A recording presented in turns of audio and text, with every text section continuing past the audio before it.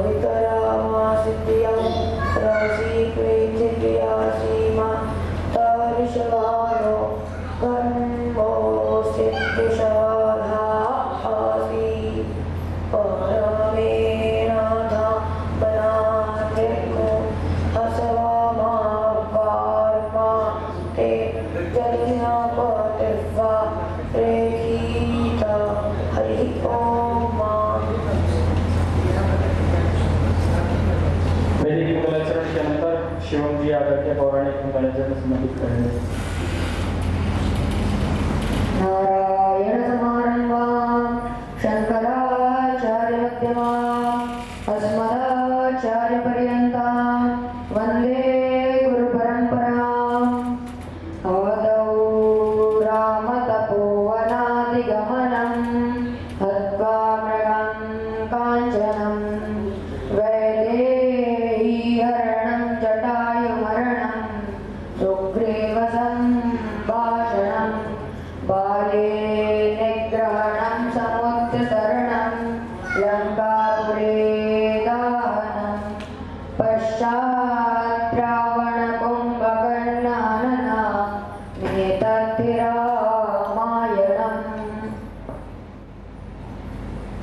परंपरानुसार श्रीमद् जगद्गुरु शंकराचार्य भगवान के चरणों में मंगलाचरण संपन्न हुए। अब ये हम सबका सौभाग्य है कि हम आज उस परंपरा के वर्तमान प्रतिनिधि के दर्शन कर रहे हैं जो गुरु परंपरा है। जब से हमारी सृष्टि आरंभ हुई तब से ही वो गुरु परंपरा प्रवर्तमान है। उसी परंपरा के वर्तमान प्रतिनिधि पूज्य श्रीमद् जगद्गुरु शंकराचार्य भगवान के चरण पादुकाओं की पूजा के लिए हम आमंत्रित कर रहे हैं। श्री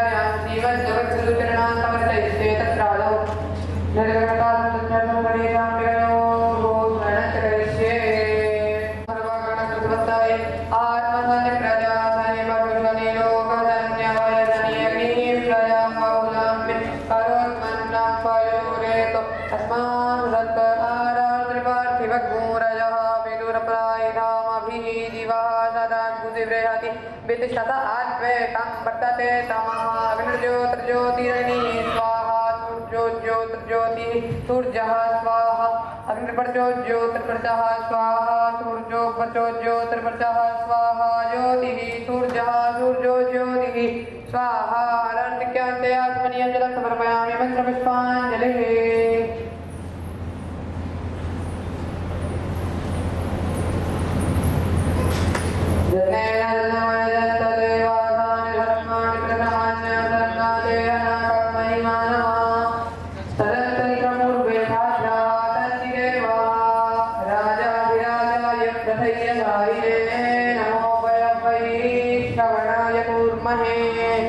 समे कामान् कामकामाय मह्यं कामेश्वरो वै श्रवणो ददातु कुबेराय वै श्रवणाय महाराजाय नमः विश्वासचक्षुरोदपशवाको बाहुरुदपशवास्पादसंबाहुभ्यान्नामादिशास्त्रद्या भूमि जनयसेव पुष्पाञ्जलिर्मया दत्तग्रहण परमेश्वर मंत्रपुष्पाञ्जलि समर्पयामि प्रार्थनापूर्वक अनंतकोटि नमस्कारान् निवेदयामि। धर्म की अधर्म का प्राणियों में विश्व का गौ माता की गौ हत्या जगतगुरु शंकराचार्य भगवान की ज्योतिष पीठाधीश्वर जगतगुरु शंकराचार्य भगवान की द्वारिका शारदा पीठाधीश्वर जगतगुरु शंकराचार्य भगवान की अन्नपूर्णा मैया की गंगा मैया की भगवती श्री राजेश्वरी सुंदरी मैया की बाबा की नमः पार्वती पतये हर हर महादेव। ये तो माला तो अर्चित कीजिए ना, वहाँ से माला रखा हुआ है। बहुत छोटे उम्र के बालक सनातन के रोधा है ये लोग, जो बचपन से ही आ जाओ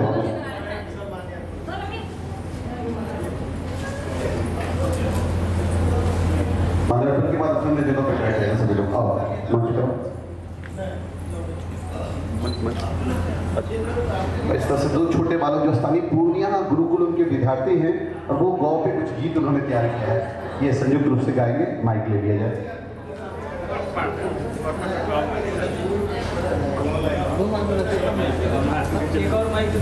ये लो बाबू बाबू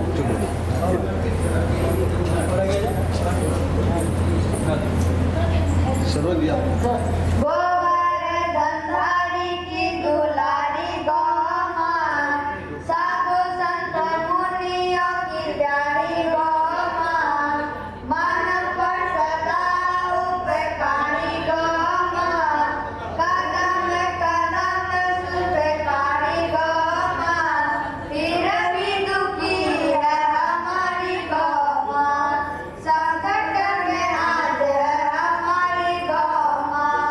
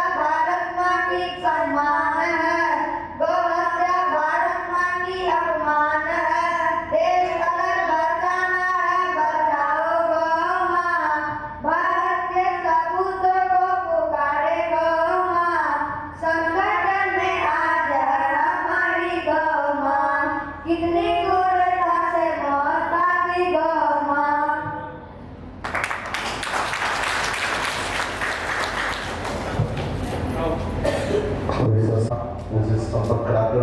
और बहुत बड़ी बात है, बता दें 1432 मदरसा और एक गुरुकुल है। इस गुरुकुल के चलाने की दायित्व हम आपकी है। अगर वही की शिक्षा है तब तो फिर ये बच्चे इस तरह से खुद की स्वरचित गीत जिन्होंने गाया इस मन से, जो अपने आप में गौरव की बात है। श्री राम शासन के जो भी सदस्य मैं विनती करूंगा आ जाएंगे, वो खुद इन्होंने हाथ से निर्माण किया है, बाबा जी के सम्मान में लेकर आएंगे। अरे आते से आ जाए, सभी लोग आ जाए। श्री राम शासन के बच्चे मुरारी भैया इधर आ जाए, सामने आ जाए और आ जाइए। अभिषेक जी सभी लोग आ जाइए, मेरे लिए सभी लोग चंदन में बुद्ध भैया बाबा जी को बता दें। एक मिनट इधर दिखाते हैं बाबा जी को। बाबा जी पूरे रात भर ये बालक जब आयुष है 18 साल का नवयुवक, पूरे रात भर जब इसने हाथ से ये पेंटिंग बनाया है कि आपके चरणों में अर्पित कर पाए। ये है श्री राम शासन का बच्चा। तो मैं चाहूंगा संयुक्त रूप से इसको दिया जाए, संपर्क नहीं करना है, ऐसा ऊपर आ जाए। बहुत सुंदर बात, ये बहुत सुंदर फ्रेम होने जा रहा है, एक ऐतिहासिक फ्रेम। जब आप मंच पे चलते जा रहे हैं, आ जाइए सभी लोग आ जाए, बुद्ध भैया चंदन भैया सभी लोग आए, प्रिंस आयुष सभी लोग आ जाए, जो हमारे संघ के सदस्य आ जाए जिन्होंने मेहनत किया है। आप सब हकदार हैं इस सामूहिक तस्वीर के, सभी लोग आ जाए इस फ्रेम में। जो भी लोग सामने हैं आदित्य भैया जो भी गिफ्ट आ जाएंगे, सभी लोग बैठ जाए। ये अपने आप में ऐतिहासिक होने जा रहा है, वो संपर्क करे, बहुत बड़ी बात है, उन्होंने इस स्वीकार कर रहे हैं। आ जाइए भैया, ये हमारे लिए अविस्मरणीय है, बहुत अविस्मरणीय क्षण है। पेंटिंग का हस्त पेंटिंग और बाबा जी सम्मान से माला पहना दी, यही तो आशीर्वाद है। बिल्कुल अभी आपने देखा गुरुकुल के बच्चे, अभी आयुष श्री राम शासन का सदस्य, कमाल की बात है, ये तो सुंदरता है।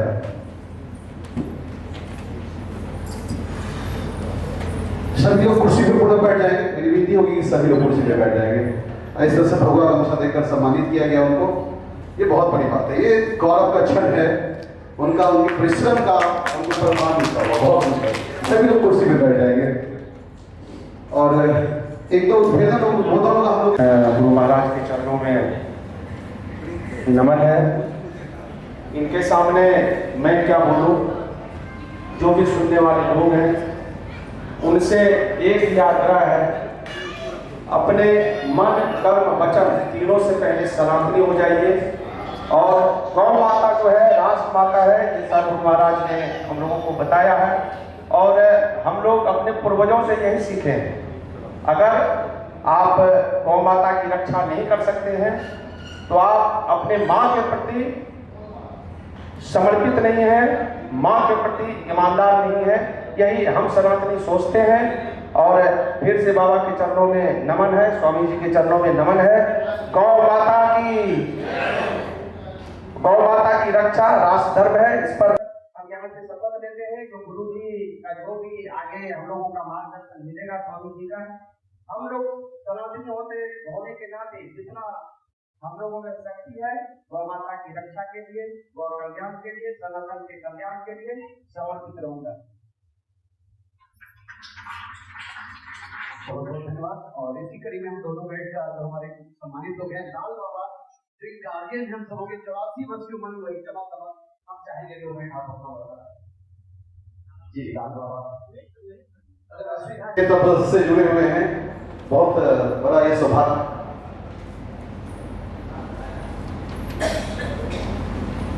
नारायण समारंभां शंकराचार्य मध्यमां अस्मदाचार्य पर्यन्तां वंदे गुरु परंपरां।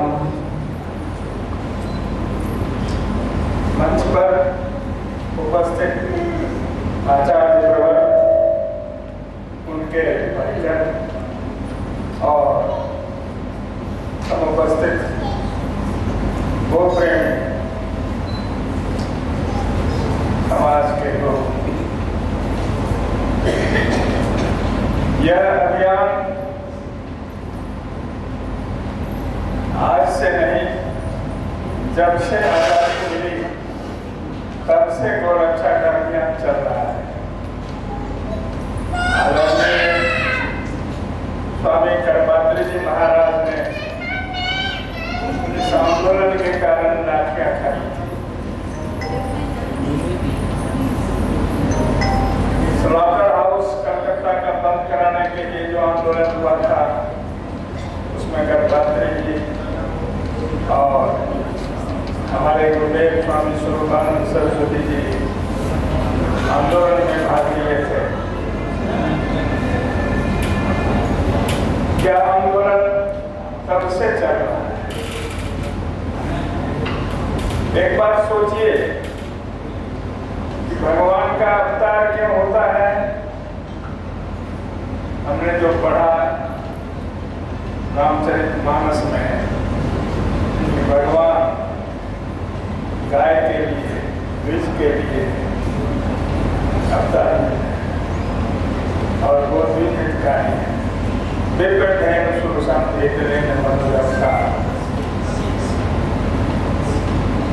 जिस गाय के लिए भगवान अवतार लेते हैं, जिस गाय के रूप में धरती माता विष्णु भगवान के समक्ष, ब्रह्मा जी के समक्ष, शिव जी के समक्ष अपना दुख निवेदन करने जाती है, उस गौ माता की हम उपेक्षा करते हैं। और जब तक हम गौ माता को सही अर्थों में उनका सही स्थान नहीं प्रदान करेंगे, तब तक हम सनातनी नहीं कहे जा सकते। सनातन धर्म गौ पर ही आधारित है और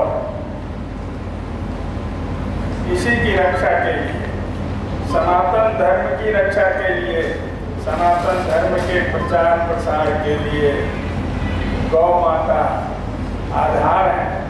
इस आधार पर अपना यहाँ आंदोलन स्वामी जी चला रहे हैं। इसमें हम सबों को तन धन से सहयोग करना चाहिए और सनातन की रक्षा के लिए अगर जरूरत पड़े तो अपने प्राण भी देने चाहिए। इन्हीं शब्दों के साथ मैं स्वामी जी को प्रणाम करते हुए अपनी वाणी को विराम देता हूं। श्री गुरु जी के चरणों में स्वागत प्रणाम। सभी भाई बंधुओं को भी मेरा स्वागत प्रणाम।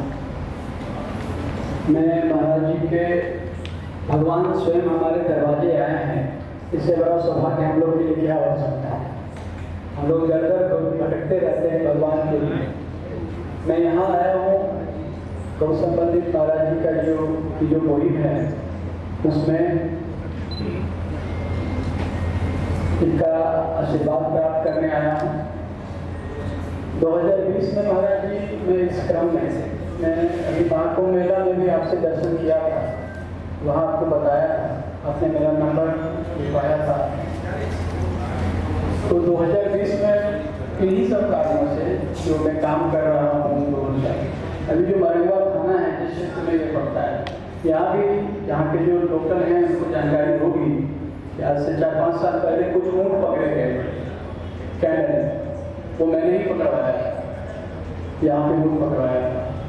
यहाँ से ऊँट राजस्थान से होके आते हैं, इस क्षेत्र में सीमांचल क्षेत्रों में भी कुछ बिकते हैं और फिर बंगाल और बांग्लादेश चले जाते हैं। तो मैं बांग्लादेश बॉर्डर वगैरह सब जगह जाता रहता हूँ, पूरे देश में जाता हूँ महाराज जी, न्याय व्यवस्था स्थापित करने के लिए, कानूनी व्यवस्था करने के लिए। मैं भारत सरकार पशुपालन मंत्रालय में मानव राज्य पशु कल्याण अधिकारी भी रहा हूँ। पूरे देश में हम जाके रेड करवाते हैं, उन पर कार्रवाई करवाते हैं। जो प्रशासनिक अधिकारी हैं, डीएम, एसपी या संबंधित जो उच्च अधिकारी हैं, उनके माध्यम से उन पर कार्रवाई कराने की कोशिश करते हैं। मैं पूर्व में हिंदुस्तान टाइम्स पटना में कुछ अखबारों में भी काम किया हूँ, 16-17 वर्ष में गया हूँ। 2020 में महाराज जी जब मैं इन सब चीज़ों को करता है तो किसी चीज़ के पीछे पड़ते हैं तो काम तो हो जाता है यार, तो डीएम को बोले, एसपी को बोले रेड करना है, हो तो जाता है, पर छोड़ देते हैं तो फिर वो ऐसे ही हो जाता है। तो मुझे लगा कि इसमें प्रशासनिक व्यवस्था की कमजोरी नहीं है, शासन की कमजोरी है। तो मैं पूरे बिहार में 2020 में लोगों से मिला, कोरोना का समय था, लोगों से बात किया कि अच्छे लोग आए चुनाव लड़े और शासन व्यवस्था में अच्छे लोग वहाँ मिले। तो लोग नहीं मिल पाए हमको, लोग बोले कि पैसे की जरूरत इसमें पड़ती है, कुछ अलग बात भी बोले कि इसमें दूसरे तरह के लोग भी रहते हैं तो हम उसमें नहीं चल पाएंगे, ऐसा करके लोगों ने बताया। तो अंत में हम थक गए, तो हार नहीं माननी थी, तो मैं स्वयं अपने आप को तैयार कर लिया तो चलो कोई नहीं है, तो मैं तो चुनाव लड़ ही सकता। तो मैं 2020 में मैं लड़ा थी दरभंगा विधानसभा 83 से चुनाव लड़ा। और मैं बता दूं, मैं पटना में पढ़ा लिखा, तो सड़क से उसको ठीक करो ना, तो सड़क से जब आता जाता था तो एक दो गांव का नाम जानता था जो विधानसभा क्षेत्र में, पर गांव कभी नहीं गया। लेकिन महाराज जी मुझे बहुत अच्छा मत मिला, बहुत अच्छे लोगों ने स्वागत किया, और इस बार फिर लोग कह रहे हैं कि आप आइए चुनाव लड़िए। तो आपके आशीर्वाद के लिए आया हूँ। गौ माता तुम मेरी माँ है, उनका चारों खून मेरे सर पे रहता है, मैं ऐसा मान के चलते रहता हूँ, मैं भावना में बह जाता हूँ, थोड़ी भावुक भी हो जाता हूँ, क्योंकि सामने नहीं कट रहा है और हिंदू ही उसको नहीं देख पा रहे हैं। अरे कम से कम विरोध तो करो। ये यहाँ से महाराज जी गुलाबबाग चौक है, गुलाबबाग चौक पर कुछ तस्कर है जिनका मेरे पास लिस्ट है, मैं पूरे देश का लिस्ट है मेरे पास, यहाँ पे भी है। तो वहां से तस्करी होती है, कितनी बड़ी जनसंख्या है, कुछ मत कीजिए, मत लड़िए, एक चिट्ठी डीएम को लिखिए ना रोजा। यहाँ की जनसंख्या अगर 1 लाख चिट्ठी चला जाएगा, एक पत्र चला जाएगा, इसका कितना बड़ा प्रभाव पड़ेगा ये हम समझ पा रहे हैं। मत जाके लड़ने के लिए, मैं तो सामने जाके लड़ रहा हूँ, मैं तो कोई दिक्कत नहीं, सारे तस्कर मुझे जानते हैं। तो महाराज जी आपका ये जो आपकी जो ये पहला आशीर्वाद के रूप में हम लोगों को मिल रहा है कि जो गौमाता की सेवा के लिए सामने आते हैं, ये एक आपकी एक पहल है, लेकिन आप तो न्याय व्यवस्था स्थापित करना चाह रहे हैं, ये तो हम समझ पा रहे हैं। तो मैं बस आशीर्वाद देने आ रहा हूँ महाराज जी, क्योंकि जी महाराज जी से बात हुई, उन्होंने कहा कि पूर्णिया पे कटिहार ऐसे करके जाएंगे। मैं 3-4 दिन से परेशान था, मुझे लिंक नहीं मिल पा रहा था, कैसे जाए कहाँ जाए। तो मधुबनी में भी आप गए हैं, तो मैं नियरेस्ट था, मैं वहाँ दर्शन कर लेता, लेकिन नहीं हो पा रहा। तो आज आपका आशीर्वाद मुझे मिला है, मैं दरभंगा से फिर चुनाव लड़ने की इच्छा में, गौ माता जी मुझे बोल रही है, अब आप जैसा आदेश देंगे मैं वो उसको अपने हृदय से लेकर के उसको सुनाई करूँगा। जय गौ माता जी, जय गौ माता, बहुत बहुत धन्यवाद। इसी कड़ी में हम लोग हमारे श्री राम मंदिर सदस्य सर्वकुमार मंडली इस श्री राम शासन के कार्यों को संक्षिप्त में बताएंगे। कार्य तो बहुत है, लेकिन संक्षिप्त में बताएंगे। स्वामी के चरणों में प्रणाम करता हूँ। विगत 11 वर्षों से 23 मार्च 2014 श्री राम सेवा संघ पूर्णिया जिले में स्थापित हुई। इससे पूर्व ही सेवा कार्य चल रही थी ज्यादा, लेकिन संगठित रूप से 23 मार्च 2014 से अनवरत चल रही है।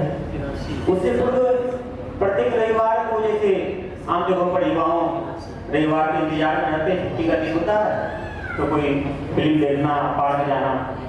लेकिन जब से श्री राम सेवा स्थापित हुई है, एक ट्रेंड चला है कि सप्ताह में बैठ करके अपने समाज में कुछ सनातन संस्कृति के विषय पर चर्चा करना, कार्यक्रम करना। इसी क्रम में विगत 7 वर्षों से सेवा शिविर श्री राम सेवा संघ बाबाधाम देवघर के रास्ते में अनवरत लगा रही है।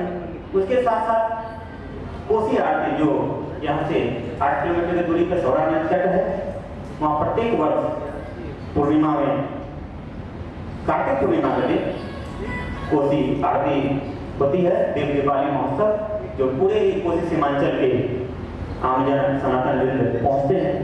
इसके साथ साथ प्रत्येक सप्ताह पहले मंगलवार का कार्यक्रम चलता था और उसके साथ साथ शनिवार का भी कार्यक्रम, उसमें प्रत्येक लगभग 3 वर्ष पूरे हो गए हैं। और एक युवाओं में एक धर्म के प्रति जागृति थी, बहुत यहाँ के संघ कार्य है, बहुत 40-50 वर्षों से, लेकिन युवा में जो चेतना जगनी चाहिए, ये श्री राम सेवा संघ बीते 11 वर्षों में अनवरत कर रही है। और हमेशा ये तो साप्ताहिक या वार्षिक उत्सव होती है, लेकिन प्रत्येक दिन 365 दिन 24 घंटा वो सभी स्वयंसेवक इसे, और ये सीमांचल क्षेत्र कोई अगर किसी विवाद में फंस जाते हैं तो उससे निकलना मुश्किल हो जाता है, ना कोई राजनीतिक संरक्षक न कोई प्रशासनिक। फिर भी 24 घंटा हमारे अभिभावक श्रीमान राणा भैया जी है, ये कभी इनका मोबाइल स्विच ऑफ रहता ही नहीं है। जब भी किसी का सूचना पहुंच जाता है तो अकेले वो चले जाते हैं और फिर बाकी लोग आते, लेकिन अग्रसर होकर के इस कार्य को करते हैं। तो हम भी तकरीबन 9 वर्षों से श्री राम सेवा संघ के सदस्य हैं ये, और हमारे मातृत्व संगठन पहले श्री राम सेवा संघ से जुड़े, उनके मार्गदर्शन में आने के बाद फिर राष्ट्रीय सेवा संघ के सदस्य। चरणों में मेरा प्रणाम। मैं 2 लाइन गौ माता के लिए भजन स्वरूप जय श्री श्याम राधे राधे। गौ माता की जय। सौ तीरथ का पुण्य मिलेगा, सौ तीरथ का पुण्य मिलेगा, मिलेगा हर दुख से आराम। गौ माता की सेवा कर ले, समझ ले हो गए चारों धाम। गौ माता की सेवा कर ले, समझ ले हो गए चारों धाम। 100 तीरथ का पुण्य मिलेगा, मिलेगा हर दुख से आराम। गौ माता की सेवा कर ले, समझ ले हो गए चारों धाम। गौ माता की सेवा कर ले, समझ ले हो गए चारों धाम। जिसने गौ की सेवा करी वो तो जीवन निहाल है। गौपालन से ही कन्हैया कहलाए गोपाल है। जिसने गौ की सेवा करी वो जीवन तो निहाल है। गौपालन से ही कन्हैया कहलाए गोपाल है। गौ माता से प्रेम तो कर ले, गौ माता से प्रेम तो कर ले, तेरे हो जाएंगे श्याम। गौ माता की सेवा कर ले, समझ ले हो गए चारों धाम। गौ माता की सेवा कर ले, समझ ले हो गए चारों धाम।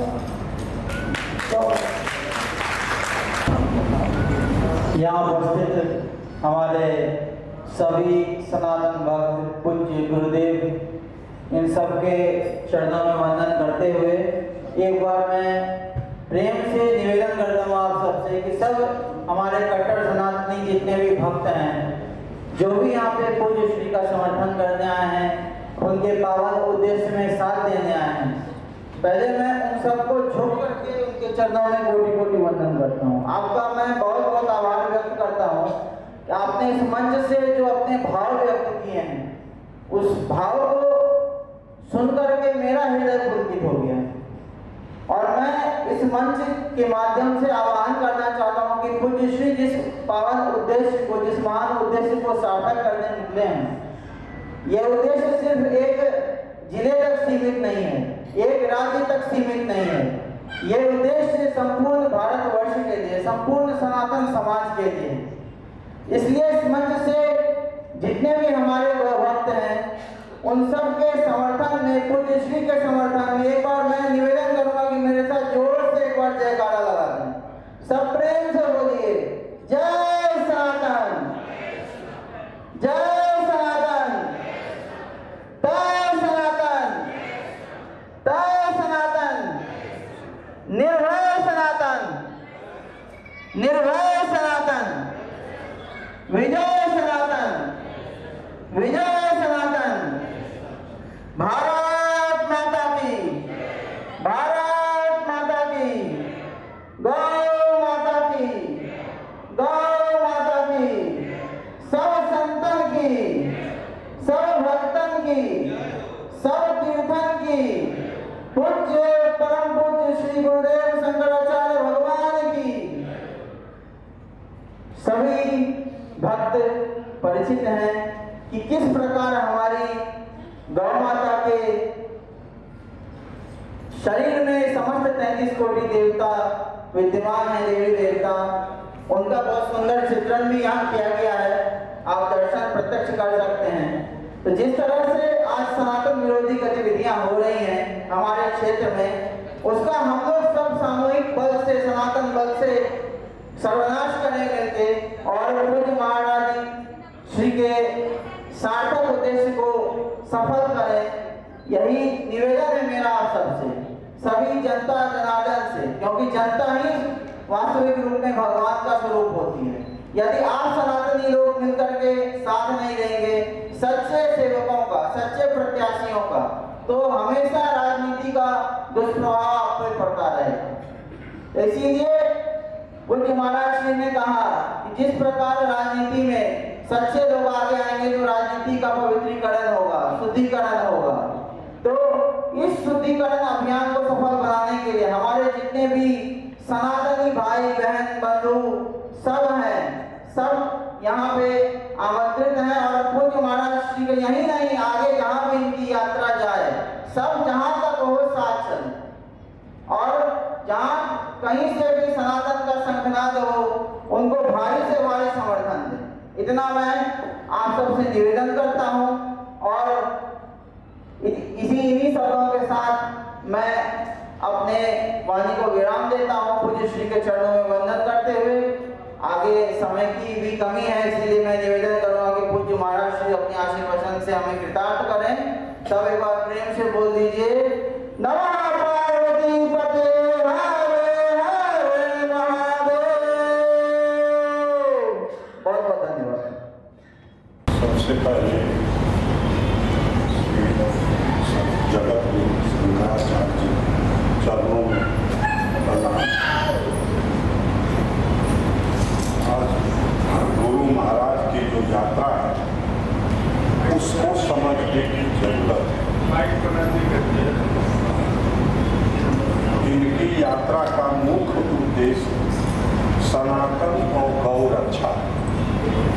अगर सनातन की रक्षा यहाँ से जितने ही लोग 1 से 10 बनते हैं, 10 से 100 बनते हैं, 100 से 1000, उसी तरह से गौ रक्षा एक आदमी 10 आदमी को मार्गदर्शित कर सकता है, 10 आदमी 1000 आदमी को मार्गदर्शित कर सकता है। उद्देश्य की प्राप्ति केवल हम सबों के लिए नहीं है, पूरे देश के लिए। मैं आपसे बताना चाहता हूँ, मैं भी देश सेवा करके लौटा हूँ, अपना सब कुछ समर्पित करके आया हूँ, लेकिन जब यहाँ आया हूँ तब से मेरा ये स्वयं भी प्रयास रहा है कि जो अपनी गौ माता की रक्षा नहीं कर सकता, मैं कभी ये नहीं मानने के लिए तैयार हूँ कोई वो अपनी माँ की भी रक्षा करता होगा। इसलिए हर सनातनी का ये परम कर्तव्य है, जाति धर्म से ऊपर उठकर अपने को एक बनिए, नेक बनिए। और वो तभी संभव है जब हर सनातनी जात से ऊपर उठेगा। जब तक जाति बंधन में आप लोग रहेंगे तो सदा इसी तरह रह जाएंगे। और गुरुदेव ने ऊपर कहा था कि हमारा सनातन कहाँ जा रहा है, हम लोग विलुप्त होने के कगार पर पहुंच चुके हैं। जरा दूसरे धर्मावलंबियों के आचार विचार और धर्म के प्रति आस्था पर गहराई से विचार करें कि वो कैसे अपना सब कुछ समर्पित करके, मेरी भाषा समझ रहे होंगे सब लोग, इसलिए मैं बार बार बोल रहा हूँ, इनकी जो विचारधारा लेके ये आज है कल नहीं रहेंगे, कल हम नहीं रहेंगे, आने वाली पीढ़ी रहेगी, उससे आने वाली पीढ़ी होगी। तो हमारा कर्तव्य बनता है, उत्तरदायित्व तो बनता है कि जात से ऊपर उठिए। सनातन एक है, सनातन एक था, सनातन एक रहेगा। इस शक्ति को जब तक आप अपनाएंगे कोई आपका कुछ नहीं बिगाड़ सकता है। और किसी का विरोध करना ये भी एक सनातन का धर्म है। रामायण गीता महाभारत इसका साक्षी है। कि अपने धर्म की रक्षा के लिए, अपने अधिकार की रक्षा के लिए पहले उन लोगों ने बलिदान दिया केवल सनातन की रक्षा की। इसलिए अगर हम सनातन और गौ माता की रक्षा नहीं कर सकते, अगर उस लायक भी हम नहीं हैं, तो शायद आने वाला समय सनातन के लिए बहुत दुखदाई, पीड़ादायी होगा। आप पर एक बार अगर कोई हावी हो जाएगा तो याद रखिए आपकी पीढ़ियां रुक देगी। इसलिए मैं बार बार कह रहा हूं कि ये चले हैं पूरे भारतवर्ष में, लेकिन हम लोगों का दायित्व भी है। हम लोगों का दायित्व यही है, जात से ऊपर उठिए। और जहां राजनीति और धर्म की बात हुई है, राजनीति आती रहेगी, धर्म जाती रहेगी, लेकिन धर्म कभी जाएगा नहीं, न कभी गया था। सतयुग, द्वापर, त्रेता और कलयुग में न कभी जाएगा। ये अमिट है, अमिट रहेगा। सिर्फ जरूरत है इस बात की कि हम अपनी माँ, अपनी गौ माँ और अपनी सनातन धर्म की रक्षा के लिए जो भी कर सके वो कम है। जो भी कर सके, इसको तो जाना है, आज जाए, 10 साल में जाए, 20 साल में जाए, लेकिन जाते जाते कुछ तो कर जाए जो हमारी पीढ़ी कम से कम हमें याद करे। बहुत अरबों, लाखों, करोड़ों बलिदानियों ने इस सनातन को जिंदा रखने के लिए अपना बलिदान दिया है इस देश में। भारत इसका साक्षी है, भारत का इतिहास इसका साक्षी है। तो मैं सभी बुजुर्गों, माताओं, बहनों, युवाओं से यही कहना चाहता हूं कि कुछ भी हो अथवा न हो, अपनी माँ की रक्षा, अपनी मातृभूमि की रक्षा, अपनी गौ माता की रक्षा, इससे बड़ा काम कोई नहीं है। जो इस तीनों को कर लिया उसका जीवन धन्य है, वरना इस जिंदगी का कोई अर्थ नहीं। मैं अरुणाचल प्रदेश, नेपाल, लद्दाख, राजस्थान और चाइना बॉर्डर, पाकिस्तान बॉर्डर, बस इसी ताकत के बल पर कोई मेरा कुछ नहीं बिगाड़ सका। याद रखिएगा संक्षेप में, अपनी मातृभूमि, अपनी माँ और अपनी गौ माँ, इस तीन का किसी भी कीमत पर नुकसान न हो पाए। ये तीनों को जो बचा लिया उसका जीवन सफल। और गलती सही के लिए माफी, गुरुदेव से माफी।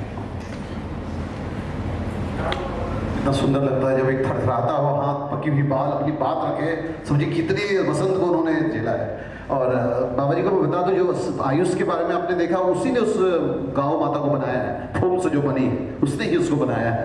अब वो क्षण आ गया जब गुरु जी महाराज को सुनेंगे, जी हम कुछ महाराज जी को सुनेंगे, वो क्षण आ गया। अब हम उनको सुनने जा रहे हैं। उसका धन्यवाद हमारे संचालक महोदय वो करेंगे। पूज्यपाद महाराज श्री का आशीर्वचन हो, उसके पूर्व विरुदावली का वाचन होगा। आचार्य दीपक जी विरुदावली का वाचन करेंगे। आप महाराज श्री के जो ये आंदोलन है, इसको आप ऑनलाइन भी उसमें जुड़ सकते हैं। हम लोगों ने वेबसाइट पर एक लिंक शेयर कर रखा है, जिसमें आप गौ मतदाता बन सकते हैं ऑनलाइन।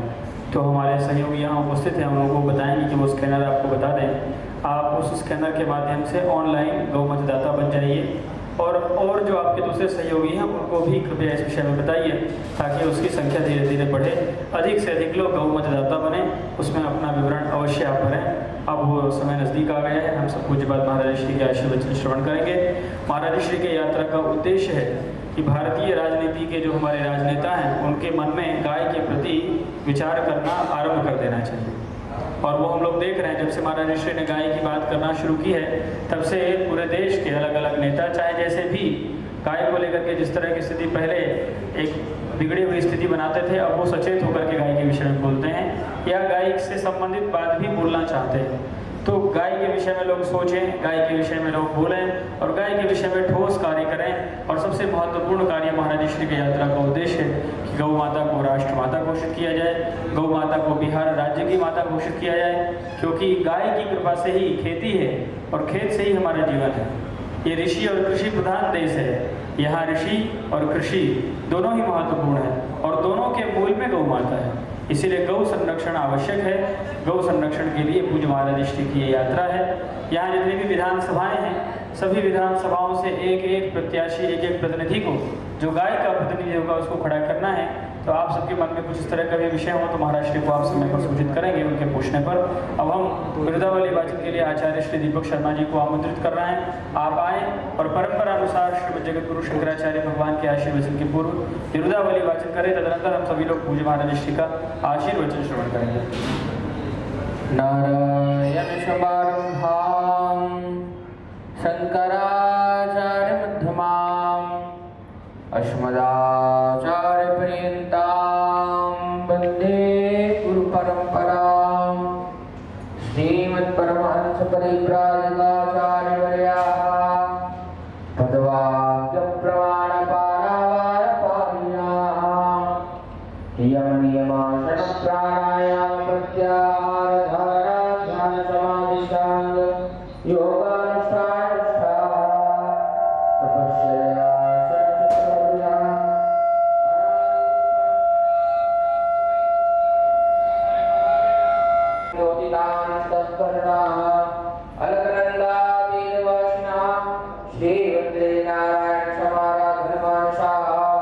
श्रीज्योतिरीश्वर शैलपूर्णां गोपाशुकाः उत्तरां नमः ज्योतिर्मठाधीश्वराः अनंत श्री विभूषित जगद्गुरु शंकराचार्य श्री अभिमुक्तेश्वरानंद सरस्वती स्वामी वर्याः विजयन्ते तराम। धर्म की अधर्म का प्राणियों में विश्व का गौ माता की पूज्यपाद गुरु शंकराचार्य भगवान की नमः। पार्वती पतये हर हर महादेव।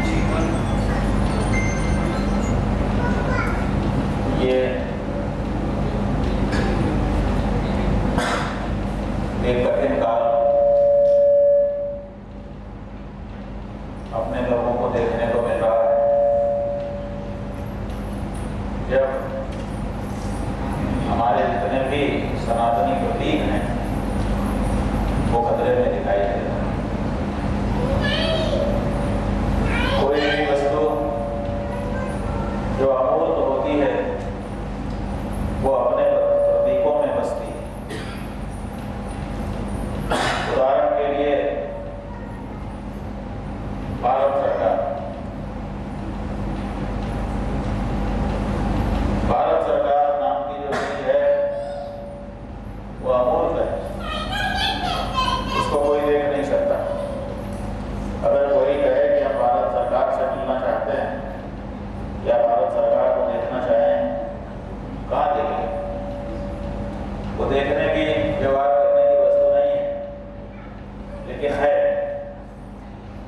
तो फिर पता कैसे चलेगा?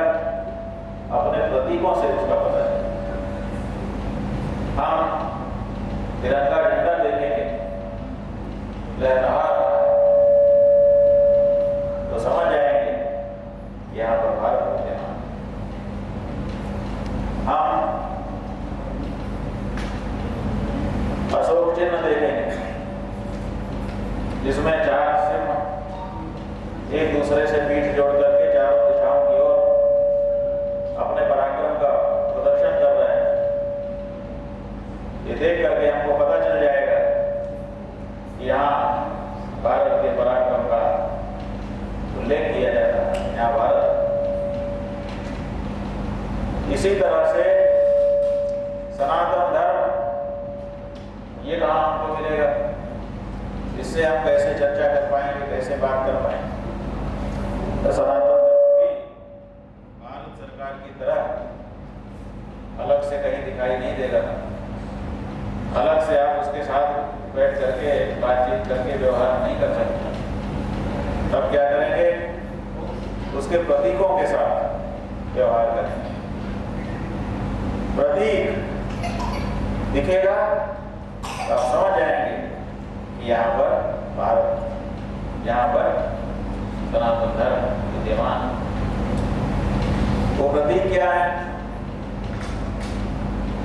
तो अनेक प्रतीक हैं, उनमें से एक सबसे बड़ा प्रतीक हमारी गौ माता है। ये सनातन धर्म का प्रतीक है, ये सनातन धर्म का आधारभूत स्तंभ है। शास्त्रों ने कहा गोविर विप्रेश्च वेदेश्च सतीभिः सत्यवादिभिः अलुब्धैर् दानशीलैश्च सप्तभिर्धार्यते मही। 7 नाम गिनाए और बताया कि इन्हीं 7 के द्वारा ये धरती अपनी दूरी पर खड़ी हुई। यही आधार है। अब सवाल यह है कि सनातन धर्म का जो आधार 7 बताया, उनमें से सबसे पहला आधार तो गाय को बता दिया, वो भी। तो गाय जो है वो सर्वप्रथम धरती का आधार है। अगर गाय रहेगी तो धरती रहेगी, और अगर गाय नहीं रहेगी तो धरती भी रहने वाली नहीं है। इसलिए धरती की रक्षा के लिए गौ माता की रक्षा करना अत्यंत आवश्यक है। आवश्यक ही नहीं है, अपरिहार्य है। बिना उसकी रक्षा के धरती की भी रक्षा नहीं हो सकती। हमारे देश में जब हमारे कोई भी नेता खड़े होते हैं तो एक शब्द बोलते हैं। अभी हमारे महाराज ने भी उच्चारण किया, कहा भारत माता की। आप सब ने, हमने देखा, जय बोला, भारत माता की जय। अब सवाल ये उठता है कि ये भारत माता नाम की माता कौन है? किस शास्त्र में इसका वर्णन है? तो वेद में भारत माता नाम की कोई देवी, कोई देवता है? नहीं है।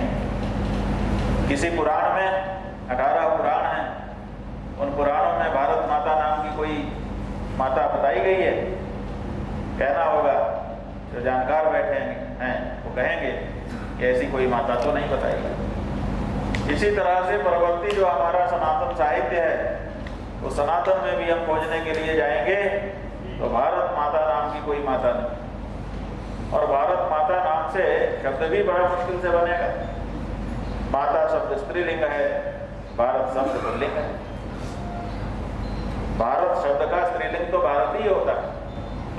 तो होना, अगर भारत के साथ माता को जोड़ें तो भारत माता कैसे बनेगा? भारती माता बनेगा।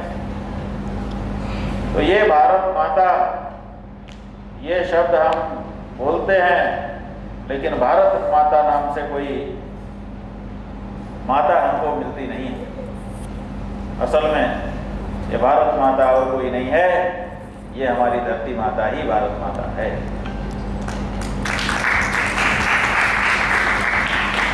इसीलिए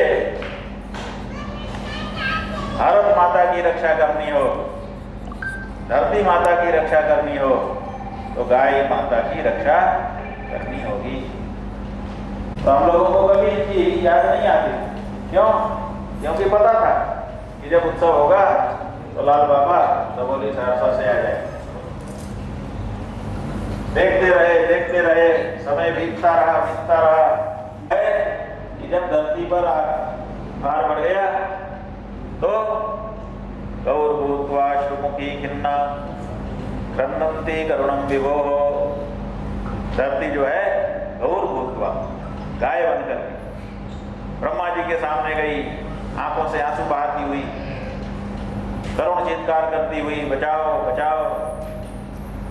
और तब भगवान ने कहा चिंता मत करो, हम आएंगे और वो भार हरण करेंगे।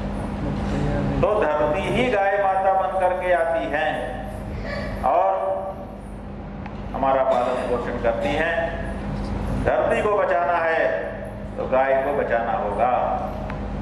और धरती के जो शत्रु हैं वो गाय के भी शत्रु।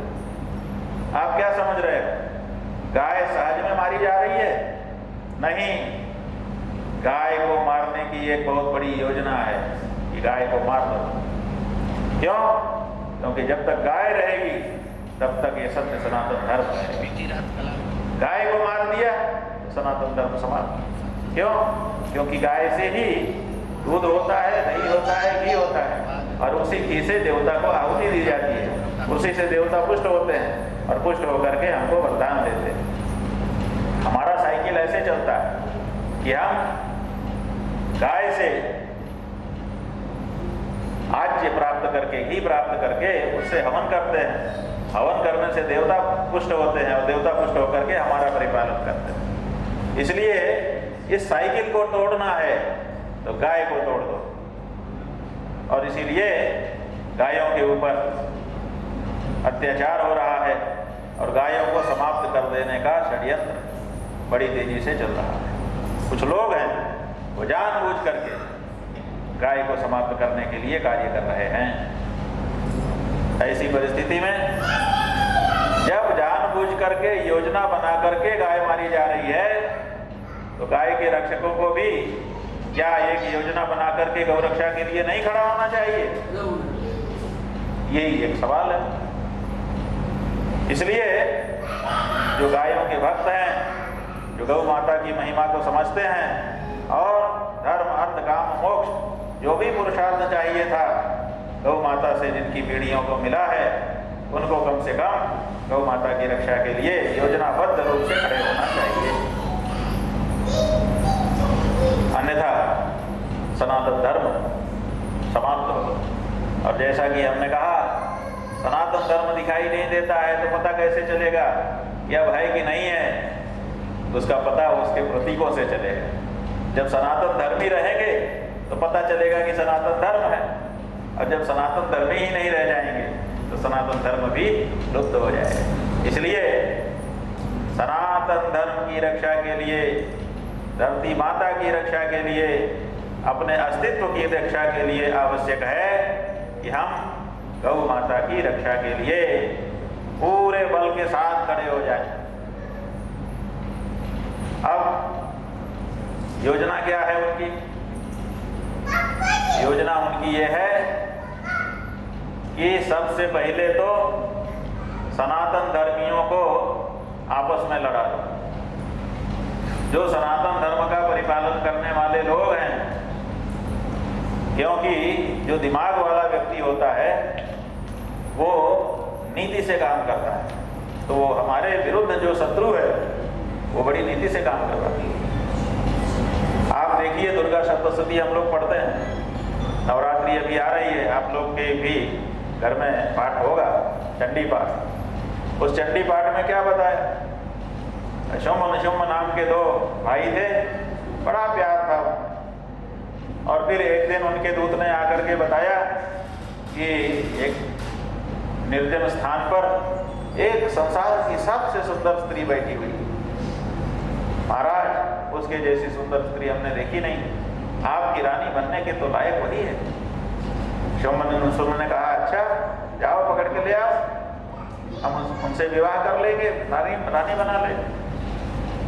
दूत ने जाकर के कहा, शुम्भ नाम के राजा बड़े पराक्रमी हैं, आप उनसे विवाह कर लीजिए। उन्होंने प्रस्ताव भेजा। दुर्गा माता ही थी वो।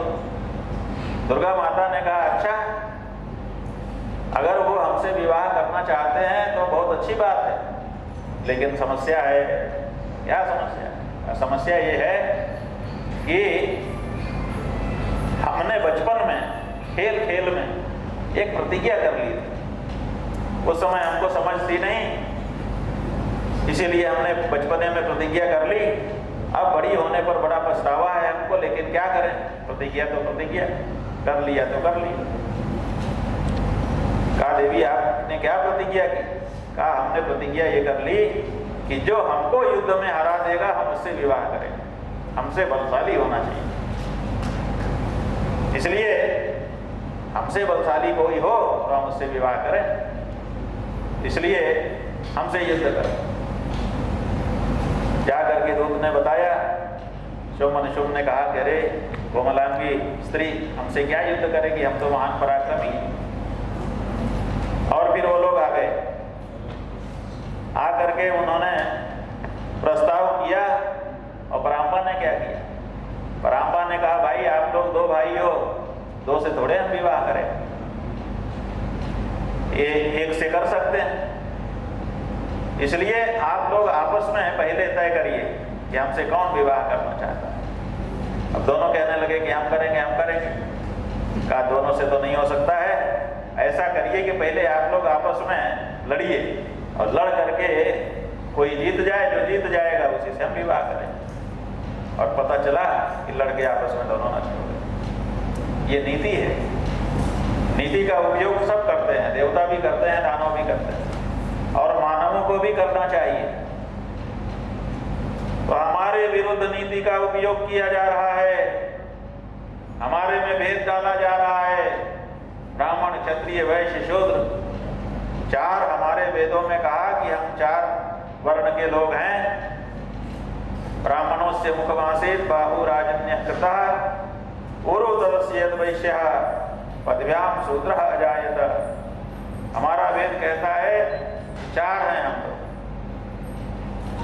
अब चार हैं तो उन्होंने गुट बना दिया कि ये इनके खिलाफ है, ये इनके खिलाफ। ब्राह्मणों ने बड़ा अत्याचार किया है, अब उस अत्याचार का अपने लोगों को बदला लेना है, ऐसा कह करके हमारे शूद्र भाइयों को भड़का दिया। अब उनके मन में आ गया कि हमारे साथ अत्याचार हुआ है। क्या अत्याचार हुआ है? कहानियां बना दी गई। बहुत सारी कहानियां इस समय चलाई जा रही। पढ़ने नहीं दिया, लिखने नहीं दिया, बड़े पद पर जाने नहीं दिया, ये सब कहानियां बन गई। और जब हम इतिहास उठा करके देखते हैं तो हमारे जाने कितने शूद्र तो राजा हुए, जाने कितने शूद्र तो मंत्री हुए, जाने कितने शूद्र तो बड़ा बड़ा काम किए। वहाँ तो ऐसा नहीं दिखाई देता, लेकिन दिमाग तो है, भर दिया। अब भर दिए जाने के बाद अब शूद्र जो है अलग होकर के खड़े हो गए और ताल ठोक रहे हैं। किसके खिलाफ? अरे ताल ठोकी जाती है दुश्मन के खिलाफ। अपने ही अंग के खिलाफ कोई ताल ठोकता है क्या? आप बताओ, आपका हाथ आपके पैर के खिलाफ ताल ठोकता है? आपका पैर आपकी छाती के खिलाफ ताल ठोकता है? आपका सिर आपके पैर के खिलाफ, आपका पैर आपके सिर के खिलाफ कभी खड़ा होता है? अरे जब हम एक ही हैं, अंग प्रत्यंग हैं, तो कैसे एक दूसरे के खिलाफ हो सकते हैं? कहते हैं कि ऊंच नीच बना दिया। हिंदू धर्म में तो ऊंच नीच की भावना है। एक हमारे पास आए सज्जन, वो कहने लगे कि आपके यहाँ तो ऊंच नीच है। हमने कहा, भैया पता कैसे चला तुमको कि ऊंच नीच है? ये तुमको कैसे पता चला कि ऊंच नीच हमारे यहाँ? बोले, इसमें कौन सा पता करने की बात है? अभी आप देख लीजिए। आप कहते हैं ना इस मुख से ब्राह्मण हुआ। हमने कहा हाँ, वेद कहता है, हम क्या कहेंगे? कहा तो देखिए मुख तो ऊपर है, और पैरों से शूद्र हुआ। हमने कहा हाँ लिखा तो है। कहा तो देखिए पैर नीचे, मुख ऊपर है और पैर नीचे है। अब इसमें कौन से प्रमाण की जरूरत है? तो एकदम साफ ही दिखाई दे रहा है कि एक को ऊंच बना दिया और एक को नीचे बना दिया। ये तर्क उन्होंने बताया। तो हम एक तखत पर बैठे हुए थे, हमने कहा ठीक है जरा अब बताना, ऐसा कह करके हम लेट गए तखत के ऊपर। हमने कहा अब बताओ अब कौन ऊंचा है और कौन नीचे है?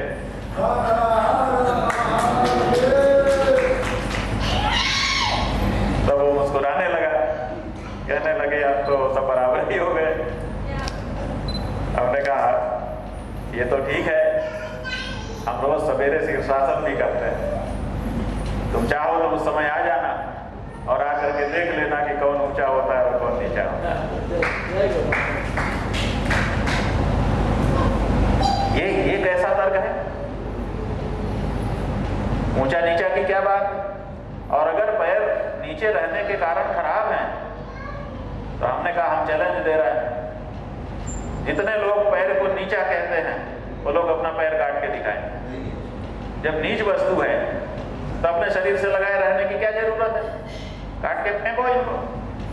है कोई जो हमको समझाने के लिए कहता है कि पैर नीच वस्तु है? तो नीच वस्तु है तो उसको लगा के क्यों रखे हो अपने शरीर से? उसको काट के फेंको, निकालो। कोई नहीं तैयार हो रहा। कई जगह हम कह चुके कि भाई पैर तो नीचे है, हटाओ इसको, लाओ हम ही काट देते हैं। तो कहते हैं नहीं नहीं नहीं, ये झूठे तर्क कर देते हैं। वेद मंत्र का आशय क्या है? वेद मंत्र का आशय ये है एक ही परमात्मा के विभिन्न अंगों से सब उत्पन्न हुए हैं, इसलिए सब परमात्मा के ही पुत्र हैं। और एक माँ बाप के पुत्र बड़े छोटे तो हो सकते हैं लेकिन ऊंच नीच नहीं हो सकते। बढ़ाई छोटाई एक अलग बात है, पहला ये, दूसरा ये, तीसरा ये, चौथा ये, पांचवा ये, ऐसे बड़े छोटे तो होंगे क्योंकि क्रम से उत्पन्न होंगे। तो इसलिए बढ़ाई छोटाई का भेद भी होगा, व्यवहार भी होगा, लेकिन वो ऊंच नीच आपस में नहीं हो सकते हैं। इसी तरह से हम परमात्मा के जाए चारों भाई हैं, हमें बढ़ाई छोटाई की बात तो आपस में हो सकती है, लेकिन ऊंच नीच की बात, छुआछूत की बात नहीं हो सकती है। कौन है जो अपना पैर नहीं छूता है? बताओ। रोज सवेरे नहाते हो कि नहीं? पैर छूते हो कि नहीं? अनेक अवसर पर पैरों का स्पर्श करना ही पड़ता है। तो ऐसी स्थिति में छुआछूत की बात, ऊंच नीच की बात, ये सब केवल हमारे दिमाग को बिगाड़ने के लिए कही जाने वाली बातें हैं। हम सब एक। और बंधुओं, हमारा जो धर्म है उस धर्म में दो तरह से धर्म बताया गया है। अभी बहुत व्याख्या हम नहीं करेंगे लेकिन संकेत तो कर ही देना चाहेंगे कि एक है सामान्य धर्म और दूसरा है विशेष धर्म।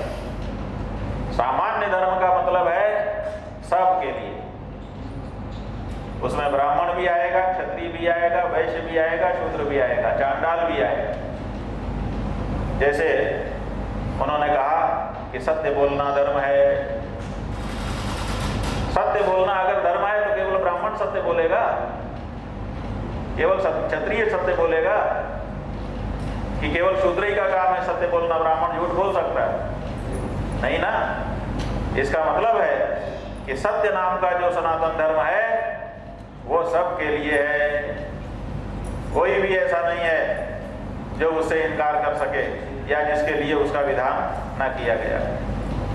धृति क्षमा नमोस्तेयम शौचम इंद्रिय निग्रह धीर विद्या सत्यम क्रोधो दशकम धर्म लक्षणम। मनुस्मृति कहती है कि धर्म के 10 लक्षण हैं। उसमें धैर्य है, उसमें क्षमा है, उसमें दम है, उसमें शम है, उसमें अक्रोध है, उसमें सत्य है, उसमें धी है, उसमें विद्या है। ये जो धर्म के लक्षण बताए गए हैं ये ब्राह्मण के लिए ही हैं, क्षत्रिय के लिए ही हैं? नहीं, ये ब्राह्मण के लिए भी हैं, क्षत्रिय के लिए भी हैं, वैश्य के लिए भी हैं, शूद्र के लिए भी हैं और यहाँ तक कि अंत्यज चांडाल के लिए भी हैं, जिसको दूर रहने के लिए कहा गया, सबके लिए। तो ऐसी परिस्थिति में जो सामान्य धर्म है वो हम सबको जोड़ता है, और जो विशेष धर्म है उसकी भी जरूरत होती है। देखिए, सबको सामान्य भी नहीं बनाया जा सकता और सबको विशेष ही विशेष में भी नहीं रखा जा सकता। कभी हम विशेष बन जाते हैं और कभी हम सामान्य हो जाते हैं। जब आप सभाध्यक्ष हो जाएंगे किसी भी सभा में, तो आपको बीच की कुर्सी में बैठा दिया जाए, है कि नहीं? बाकी लोग अगल बगल बैठेंगे, सामने बैठेंगे। अब जिस समय आप सभाध्यक्ष नहीं बनाए गए किसी सभा में, उसमें वो कुर्सी आपको नहीं मिलेगी, फिर सामान्य में बैठे। तो सामान्य भी जरूरी होता है, विशेष भी जरूरी होता है। सामान्य बड़ा है, विशेष छोटा है, क्योंकि सामान्य सबके लिए होता है और विशेष कुछ लोगों के लिए होता है। इसलिए आज क्या हो रहा है कि हमने विशेष धर्म को ज़्यादा जोर दे दिया है। ब्राह्मण होना ज़्यादा महत्वपूर्ण है, सत्यवादी होना कोई महत्वपूर्ण ही नहीं है, उसकी तो चर्चा ही नहीं है कि हम सत्यवादी भी बने, ये भी धर्म है। हम क्षमाशील भी बने, हम धैर्य धारण करने वाले भी बने, हम विद्यावान भी बने, हम शमी दमी भी बने, इसकी तो चर्चा ही नहीं है। कैसे धार्मिक हैं हम? केवल विशेष विशेष धर्म की बात करते हैं, सामान्य धर्म की बात ही नहीं करते हैं। इसलिए हमको सामान्य धर्म के साथ साथ विशेष धर्म को अपनाना होगा। अगर विशेष ही विशेष धर्म को हम अपनाएंगे तो हम आधे धार्मिक कहे जाएंगे, पूरे धार्मिक नहीं रह जाएंगे। आप देखिए, सामान्य धर्म विशेष धर्म का अंतर ऐसे समझ लीजिए कि इस समय हम लोग इस सभागार में एक साथ बैठे हुए हैं। हमारा कोई भेद नहीं, इनमें कोई ब्राह्मण होगा, कोई क्षत्रिय होगा, कोई वैश्य होगा, कोई शूद्र होगा। चलो जरा देख ही लेते हैं, कितने ब्राह्मण हैं? हाथ उठाइए। ब्राह्मण जो है हाथ उठाइए, ये देखिए। वापस क्षत्रिय कितने हैं? हाथ उठाइए, ये देखिए, इतने क्षत्रिय हैं। वापस वैश्य कितने हैं? हाथ उठाइए। अग्रवाल,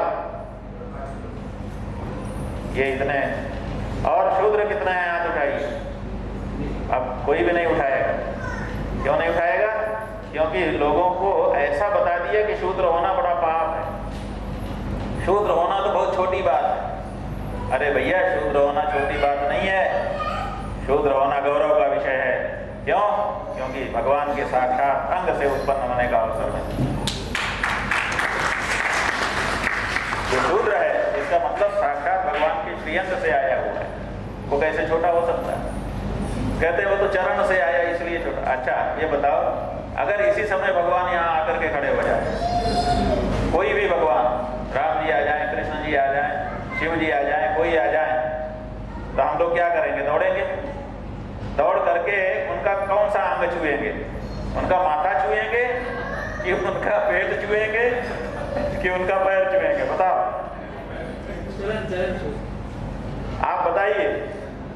अगर अभी भगवान आ जाए तो हमको उनके चरण ही स्पर्श करने के लिए उत्सुकता होगी कि हम चरण छू लें। हम सवेरे से यहाँ आए तो कल रात से ही हैं, लेकिन सवेरे से आपके साथ कितने सारे लोग आए। कोई हमारा माथा छूना नहीं चाहता, कोई हमारी छाती छूने के लिए उत्सुक नहीं दिखाई दिया, लेकिन चरण छूने के लिए एक भी ऐसा नहीं था जिसकी इच्छा था। तो हम अगर चरण खराब है तो चरण क्यों छूना चाहते हैं? और अगर शूद्र अस्पृश्य है चरण से उत्पन्न होने के कारण, तो फिर छूने का नियम चरण के लिए क्यों?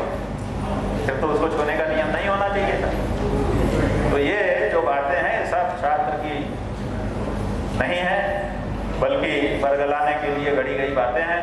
इसलिए हिंदुओं को इसमें नहीं आना चाहिए। ब्राह्मण, क्षत्रिय, वैश्य, शूद्र चारों जब इकट्ठा होंगे तभी भगवान की मूर्ति बनेगी, अन्यथा भगवान की मूर्ति नहीं बन सकती। क्यों नहीं बन सकती?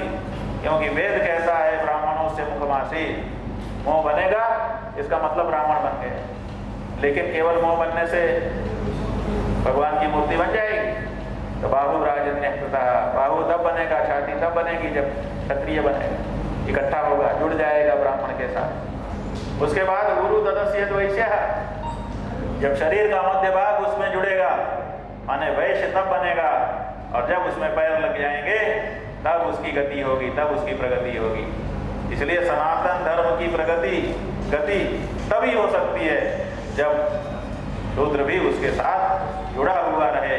अगर उसको आपने काट करके अलग कर दिया तो फिर आपकी गति नहीं है। आप रहोगे लेकिन घिसट के चलोगे। अब घिसट के कितना चलोगे?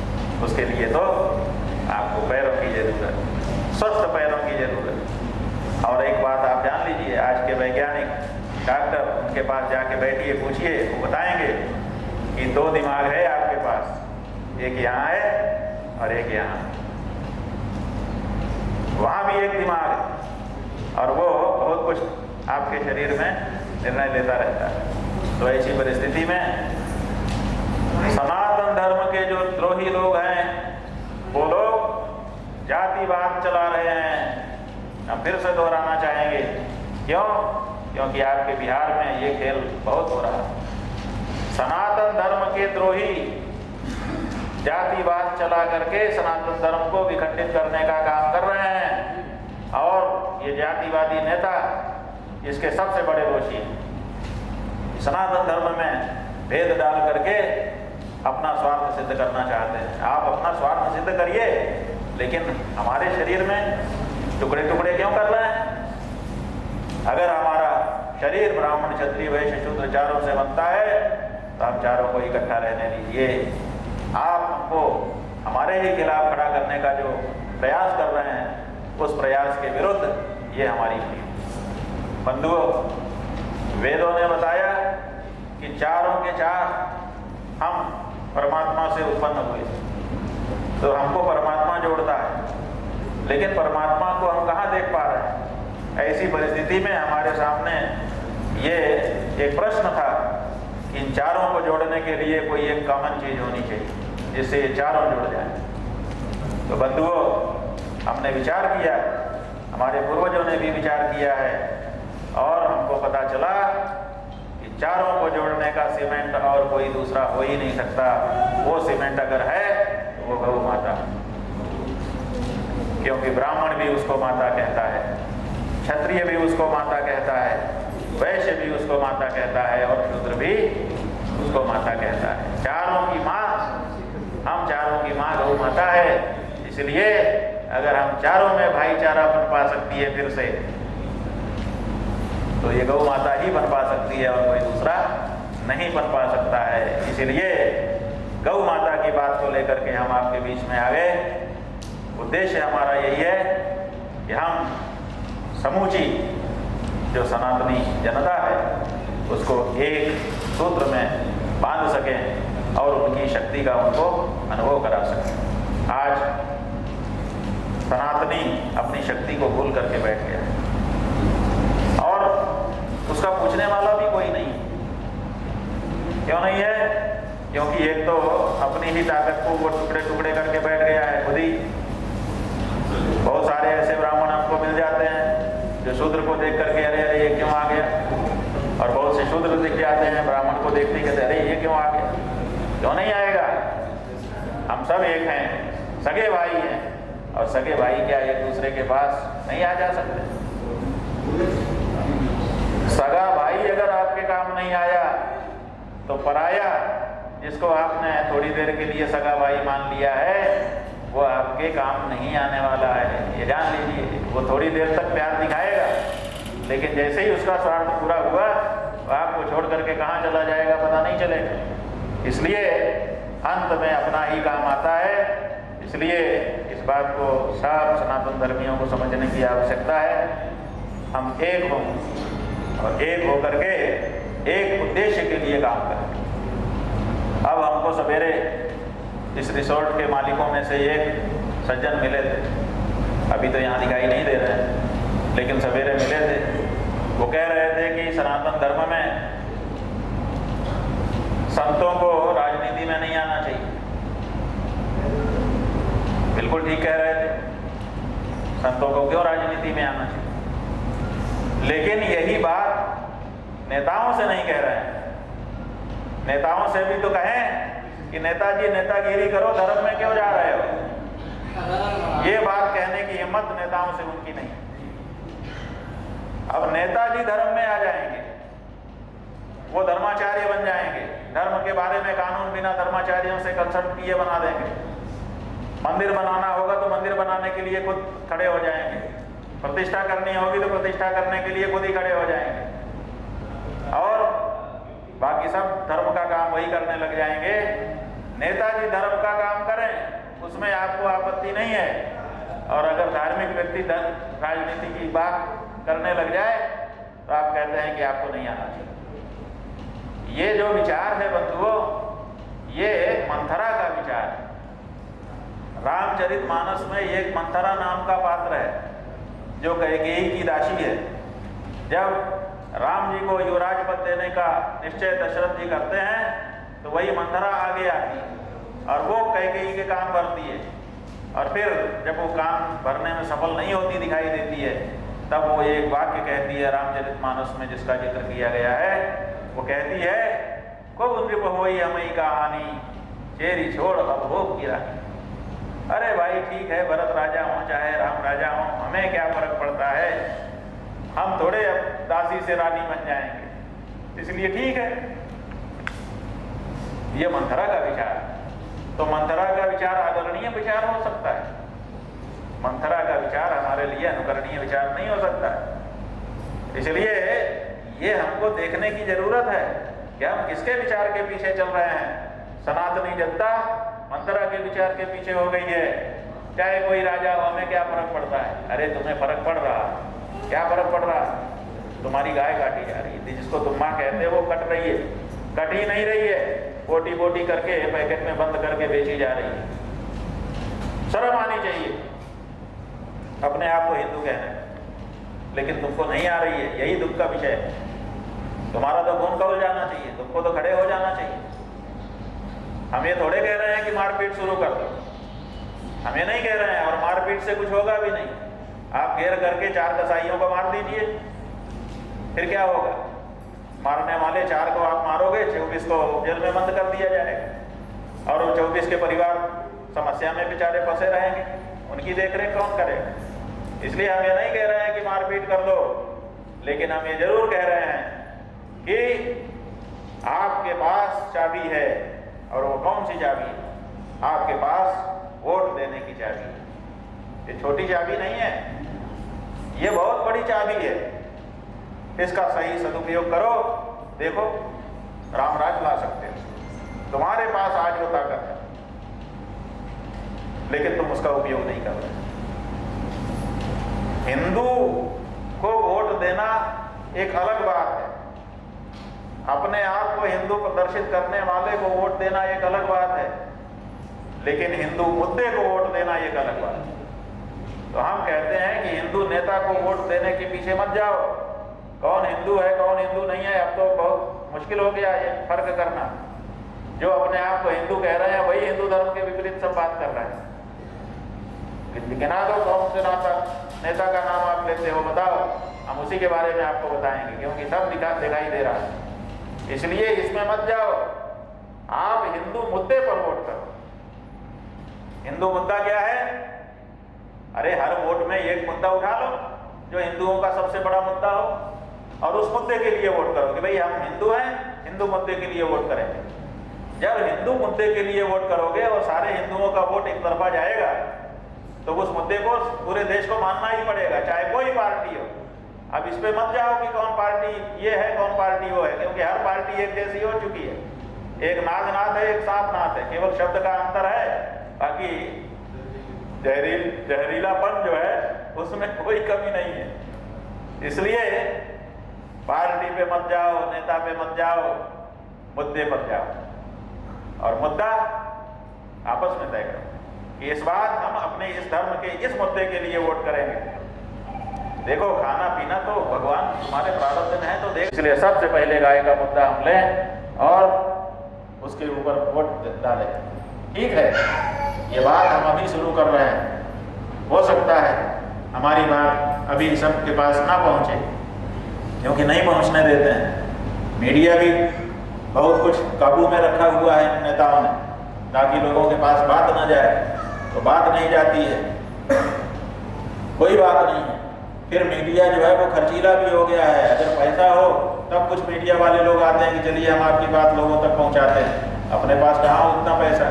इसलिए जितना संसाधन है स्वच्छता के साथ, पवित्रता के साथ, उतने संसाधन से हम आगे बढ़ रहे हैं। लेकिन एक बात है जिससे हमको आशा बनती है, और वो बात ये है कि हमारी बात में सच्चाई है। और वो बात ये है कि इस देश के जो बहुसंख्यक लोग हैं उनकी हृदय की ये कामना है कि गौ माता की रक्षा हो। तो हम समझते हैं कि जब ये बात आगे बढ़ेगी तो हर व्यक्ति को अपील करेगी, और हर व्यक्ति कहीं ना कहीं प्रभावित होकर के धीरे धीरे इसमें आएगा। एक बार में नहीं होता है तो दूसरी बार नहीं होता है तो तीसरी बार। लेकिन अगर हम दृढ़ संकल्प के साथ आगे बढ़ेंगे तो सनातनियों की सरकार बिहार में भी होगी, बंगाल में भी होगी, और भारत की संसद में भी विद्यमान होगी। ये तय है। और अपनी सरकार बनाए बिना अपने धर्म का, अपनी संस्कृति का, अपनी सभ्यता का पालन करना निश्चित रूप से हम सबके लिए कठिन होगा। इसलिए इस दिशा में ये कदम बढ़ गया है। हम कहते हैं एक वोट अगर बिहार में मिलेगा, एक का मतलब एक प्रत्याशी का एक, तो 277 वोट होंगे। आज तो गाय का वोट 0 है। कम से कम आज के बाद जब हम चुनाव के बाद खड़े होंगे तो हम कह तो सकेंगे कि आज की तारीख में हमारे पास 243 वोट हैं। हमको उसमें खुशी होगी, क्योंकि हमारे वोट, गौ माता के वोट गिने जाने लगेंगे, सनातनियों के वोट गिने जाने लगेंगे। इसलिए एक भी वोट गिरेगा हम खुश होंगे। और क्योंकि हम प्लस हो रहे हैं, माइनस नहीं हो रहे हैं। और धीरे धीरे देखिए, गजब की बात है, ये अंतिम बात कह करके हम रुकेंगे। गजब की बात है, विचार करिएगा आप लोग कि देश जो है वो सनातन धर्मियों का, यहाँ पर 100 करोड़ सनातनी रहते हैं, 80-85 करोड़ तो बनता, 80-85 करोड़ सनातनियों के देश में सनातनी राजनीति ही नहीं है। यहाँ रूस से आई, यहाँ चीन से आई राजनीति काम कर रही है, कम्युनिस्ट यहाँ पर काम कर रहे हैं। यहाँ पर अमेरिका से आया जो लोकतंत्र का विचार है वो काम कर रहा है। लेकिन भारत की जो सनातनी राजनीति थी, जिसने लाखों साल तक इस देश को पाला पोसा, संचालन किया, जगत गुरु के पद पर प्रतिष्ठित किया, वो सनातनी धारा की राजनीति भी इस देश में नहीं है। ये कैसे हो सकता है? जहाँ 80 करोड़ 85 करोड़ सनातन धर्मी रहते हो, वहाँ सनातन धर्मी विचारधारा की राजनीति है ही नहीं। हम ये कह चाहते हैं कि इस देश में सनातनी धारा की राजनीति खड़ी हो, कोई ना कोई आगे आएगा, कोई ना कोई सनातनी पार्टी बनाएगा, उसके सिद्धांत घड़ेगा, और धीरे धीरे सनातनी राजनीति इस देश में आगे कार्य करना शुरू करेगी। और जैसे सनातनी राजनीति में यह होता था कि जो शासक होता था वो जनता को अपना बेटा बेटी मान करके उनका पालन करता था। छोटी सी भी, धीरे से भी कुछ कहे, यहाँ तक कि रात को 2 बजे भगवान श्री राम के राज में क्या हुआ, रात को 2 बजे वो धोबिन खटखटा रही थी और अंदर से उसका पति बोल रहा था, और उसको भी राम ने सुन लिया और उसके अनुसार कार्य कर दिया।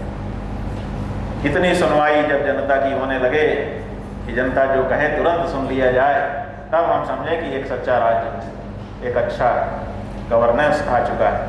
वो गवर्नेंस देना अपनी जिम्मेदारी है, और हम एक धर्माचारी के रूप में प्रत्यक्ष राजनीति में भाग नहीं ले सकते, लेकिन धर्माचार्यों की ये ड्यूटी है कि वो राजनीति का बहिष्कार करें और राजा का मार्गदर्शन करें। तो अपने उस दायित्व से हम पीछे नहीं हट सकते। इसलिए यहाँ पर चाणक्य ने चंद्रगुप्त को खड़ा किया था, यहाँ पर वशिष्ठ जी ने राम जी को खड़ा किया था, और यहाँ पर शांतिनी मुनि ने श्री कृष्ण को खड़ा किया था।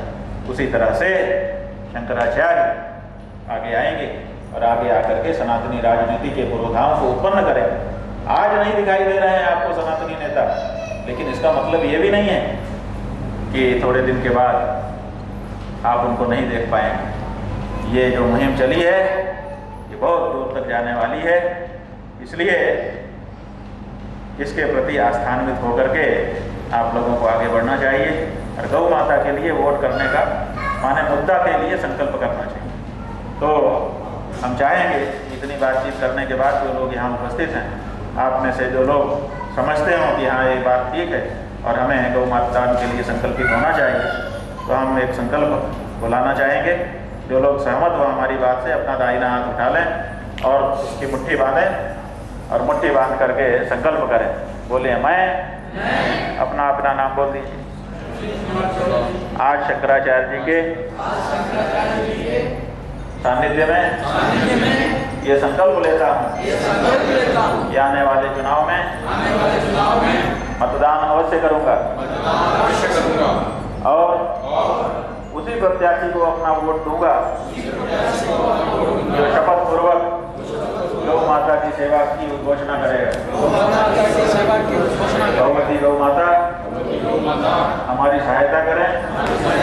अभी तक भूल से चूक से जो हमने ऐसे नेताओं को वोट दिया जिन्होंने प्रत्यक्ष या अप्रत्यक्ष रूप से गौ माता की हत्या को बढ़ावा दिया, उसका जो पाप हमारे सिर पर आया, गौ माता उस पाप को हटाएं और गौ रक्षा का पुण्य हमें प्रदान करें, जिससे हमारा जीवन सुखी हो, शांत हो और समृद्ध बने।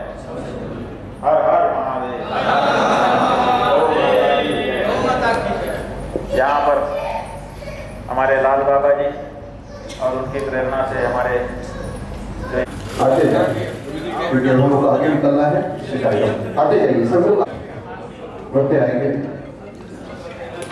संघ सदस्य इस तरह से देखिए हम वस्त्र देते हुए सम्मान बताइए। मतलब आइए पंक्ति में आते आइए।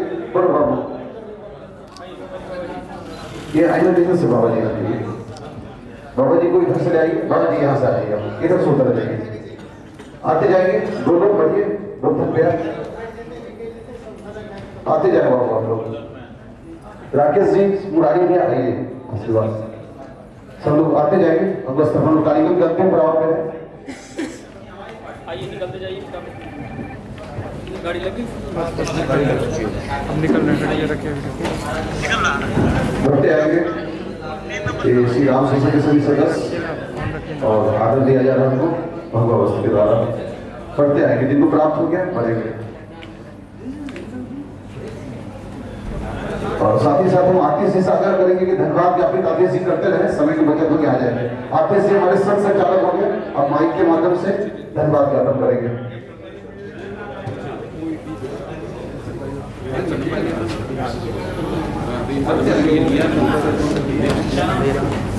पूर्णिया के जो है माँ पूर्ण देवी के ये धरती पे शंकराचार्य महोदय का जो है स्वागत जो है जो हम लोग जो है धन्यवाद करते हैं कि आप अपना जो है बहुमूल्य समय यहाँ पे दिए और माँ पूर्ण देवी की जो है इस पावन जो है भूमि को जो है धन्य किए। इसके लिए हम सभी जो है तमाम जो है पूर्णिया वासी यहाँ पे जो है जितने भी लोग जो है मौजूद हैं सभी जो है भक्त सभी आपको जो है दिल से आभार प्रकट करते हैं। और मैं बता दूं कि गौ रक्षा को लेकर जो आप यह मुहिम जो कि स्नातक को जो है अलग जगाने के लिए और गौ माता को जो है तो बचाने के लिए जो निकाले हैं, जिस मुहिम का जो है हिस्सा यह माँ गौ देवी की जो है धरती के सभी जो है लोग यहाँ पे जो है बन रहे हैं और यह जो है पल हम सबों के लिए जो है एक मिनट कहीं न कहीं जो है प्रेरणादायी है कि आज शंकराचार्य महोदय हम लोग के बीच हैं और उनके जो है मुखवाणी से जो है इस तरह का जो है उद्घोष हो रहा है कि गौ माता को जो है तो कैसे बचाया जाए। और यहाँ के जो है हमारे तमाम साथीगण, युवा साथीगण, हमारे गार्जियन और जो है जितने भी यहाँ पे जो है माताएं बहनें सभी को जो है हम लोग जो है धन्यवाद करते हैं।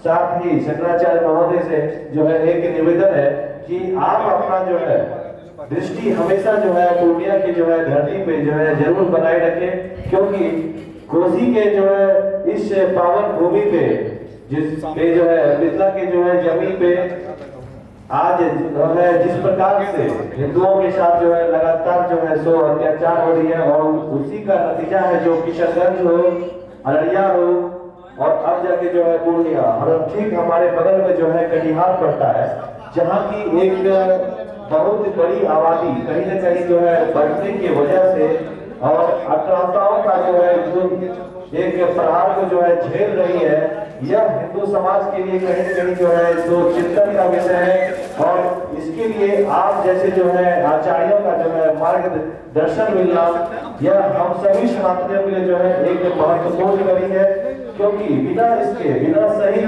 ज्ञान के और बिना जो है सही पथ दिखाए कोई भी जो है कार्य को संपन्न नहीं किया जा सकता है।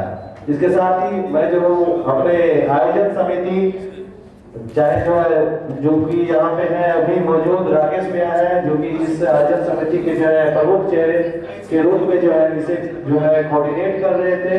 साथ ही जो है लाल बाबा यहाँ पे है, तिवारी बाबा महाराज जी है, राणा भैया है, मुरारी भैया जी है, बुद्धन भैया, चंदन भैया, आदित्य भैया, हरि भैया, अभिषेक भैया, यहाँ पे जितने भी हमारे जो है तमाम भाई लोग जो है आपने जो है जिस प्रकार से कंधे से कंधा मिला के जो है एक दूसरे का जो है सो शक्ति को बढ़ाया और इस कार्यक्रम को जो है सो इतना सुंदर भव्य और एक जो है अलौकिक यहाँ पे जो है दृश्य पैदा किया, जिसके लिए स्वहृदय जो है धन्यवाद है। साथ ही मैं शंकराचार्य जी के साथ में आए हुए आप तमाम जो है गुरुजनों का मैं जो हूँ आभार प्रकट करता हूँ और बस यही आशा करता हूँ कि गौ रक्षा के लिए जो हम लोग कटिबद्ध है, इसके लिए हम लोग लगातार जो है प्रयासरत है और तमाम श्री राम सेवा संघ परिवार लगातार गौ हत्या के ऊपर जो है अपनी जो है वाणी से हो, अपने कर्मों से हो, लगातार जो है संघर्ष अभी जो है करते आ रही है और आगे भी जो है सो करते रहेगी। धन्यवाद। हर हर महादेव।